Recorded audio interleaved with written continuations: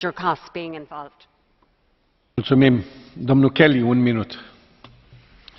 Uachtarán tásangar ghlacadh leis an mala seo agus go mbeadh rud éigin faoi astaíochtaí CO2 atá teacht ó tiúnscail iompar na Moraí agus is fiú é sin a dhéanamh anois mar dúradh an maidin agus bhí seansa go labhairt in san díospóireacht tá ceithre fan gcéad des na astaíochtaí CO2 ag teacht ó lunga agus mar sin de agus is fiú rud éigin a dhéanamh faoi agus go háirithe amach anseo be mí an manatóireacht a dhéanamh na lunga hagan isteach i Galafort ní Eorpa agus in íag sin is tócha go féidirling cóhhartas éigin a dhéanamh i do náisiúnta agus choróg sé sin leis an bhaid seo a réiteach ní amháin san Eorop ach trasna an domhan uilig. Tá bhrí sin arís is coscéim chun cíné seo agus is taspáinse gur féidir leis an Parliament agus an Eorop obair ar son na Saoránaí. Chomh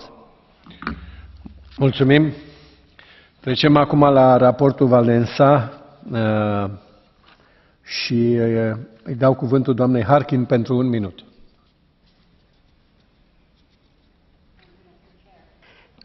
I believe that the Wałęsa report concerning the EU Commission proposals for